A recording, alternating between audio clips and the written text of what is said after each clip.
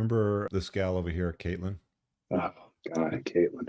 Yeah, this was women can have standards, but men can't. She That was was a she really was interesting one.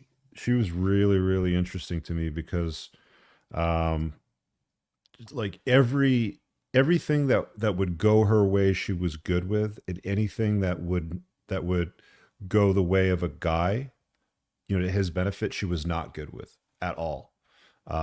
And made a huge stink about so many things. It was The what was tattoo it? thing was her big one. What Oh, before right. we get into that, if anybody goes back and rewatches this episode, I think the most interesting thing to me about Caitlin was you can see her body language and her level of comfort Change. Yeah. change over the course. She had like a tank top on and she was just like chilling. And by the end of it, after we'd had some tough conversation, she was She had a curled up into a sweater, a ball pillow on on the her couch lap. with a Yeah. sweater on and just in the fetal position, essentially. You know, really, really interesting class on nonverbals and body language. But yeah, her big issue was the idea that she had a guy that expected her to pay for his kids' schooling or chip in for his kids' schooling, and yet and she that was a standard that she wasn't willing to do. But on the flip side, there was an example of a friend of hers who had a tattoo of her deceased husband, her um, past husband.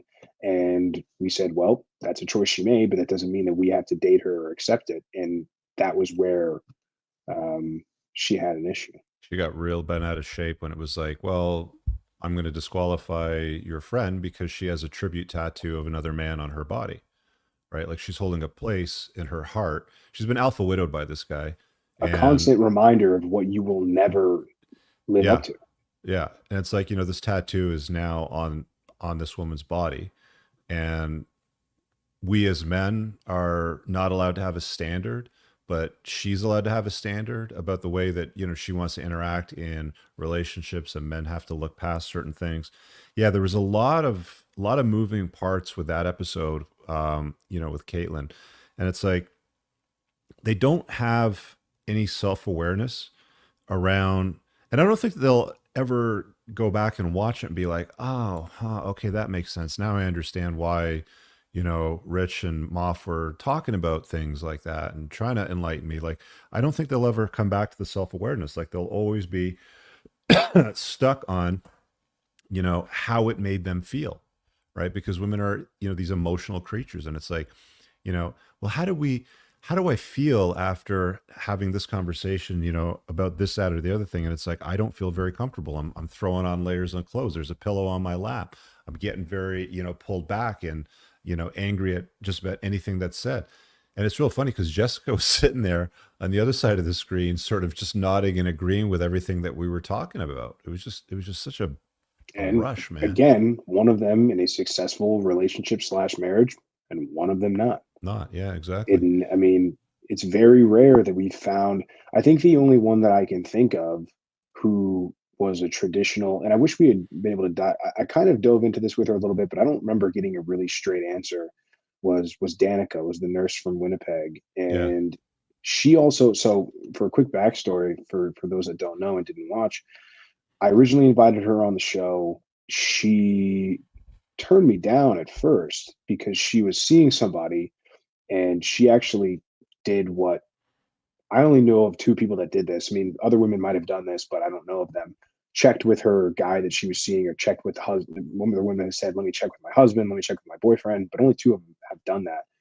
And he said, "Oh, I'm not cool with it. I don't, think it's proper to be on a show talking about dating relationships. What if sex comes up? And I just don't think that's appropriate." And she DM'd me back and she said, "Hey, he's not cool with it. I'm old school. I respect him." I was like, "Hey, fair enough. Like, cool. That's Hmm. that's that's fair." And then like a week later, she was like, "Yeah, it didn't work out with the guy. I'll come on." But she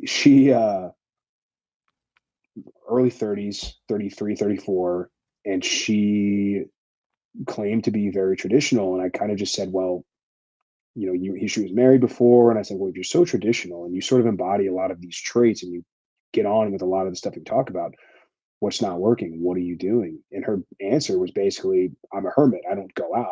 Hmm. So Jessica was a great example of somebody who was very intentional about what she wanted, and she went out and she made an effort and she got it, and she ultimately won the guy that she wanted to be with.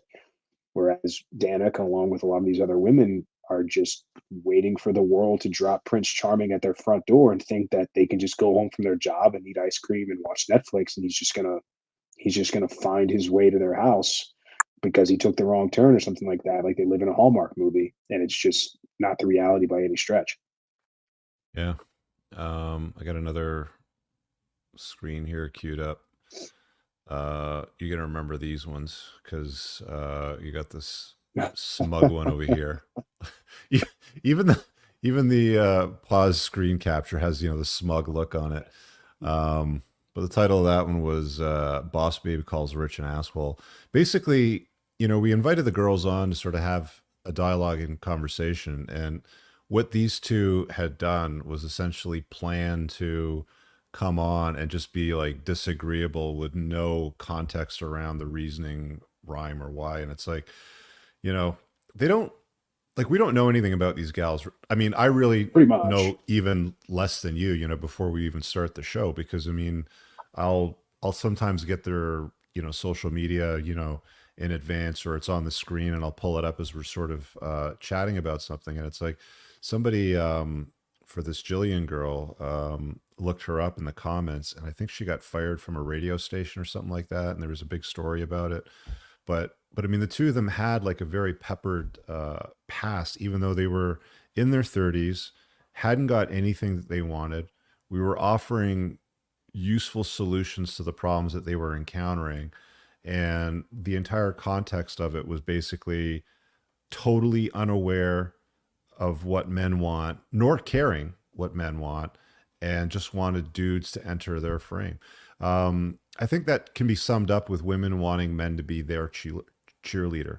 I think that women have been told somewhere, somehow, I don't know if it's a function of media or Lady Gaga or Cardi B or whatever it happens to be, that women should no longer cheerlead men and do anything useful in their life or be respectful. And instead, they want men to cheerlead them. I mean, we saw that a few times. There was another gal that was talking about dating a tech startup guy that was super successful, and she wanted him to cheerlead her. I think it was on writing a book or something. Yeah, But yeah, yeah. The yeah, that author. popped up a lot too. Yeah, I mean, Jillian's biggest problem with us. So Jillian and Jordan knew each other. They were friends, and this was the first time that I experimented with having two people that knew each other. Yeah, And I thought that might open up more dialogue and more conversation, which it did. But they clearly came armed with an agenda. I mean, and Jordan, nailed a lot of the red flags right off the bat. Single mother, two different fathers, bunch of tattoos. heavily tattooed. Yeah, Um, and Jillian was far more concerned with the way things were said than what was actually said. Jillian And was very like, I'm conservative, I'm Christian, I right, want a traditional, type of relationship. And it's like, oh, good. So you must be a virgin then because you've been saving yourself for your husband. And it's like, no, no. So like that's one of the things that I notice a lot too, is a lot of this, like I'm very conservative and very Christian, and I, want to find a guy that, puts God first and all that sort of stuff. It's like, good. So then you must have saved yourself for your husband. It's like, no, no, no. I've been sharing myself with a lot of men actually, right? Um, yeah. She also fell into the category of a lot of women we've seen that say, and because she did self admit, she goes, well, I made some mistakes in my 20s, and I didn't realize till I was about 27 or 28 that I needed to change. But here she is, 35 and single. Like, what the hell have you been doing for the last 8 years? Right? I yeah. mean, where's the maybe you quote unquote recognize it, but even most recently we had Christy on, and she's 35, 36, and she's, oh, I made a lot of mistakes in my 20s, but here I am dating a 23-year-old dude that calls me Oh, right. stepmom in his Yeah. phone, right? Or that, so where's the disconnect? You realize that it's a problem, you understand that you've got an issue and you're not where you are. Why are you not taking this proper? And is it ignorance, or is it just, you know is it like an alcoholic? Well, I know I have a problem, but I can stop. I don't have a problem. I can stop anytime I want to, right? I know it's not good for me, but I can stop anytime. And then now it's 40 years later, and that anytime turned into never. I really hope you guys enjoyed that clip. If you want to watch the full-length podcast, you can find that over here, that clip's from. If you're newer to the channel, make sure you hit subscribe over here, and pin down below in the top comment, you'll find a bunch of useful links to my website, my supplement line books, and a bunch of other stuff. Have an amazing day. Peace out.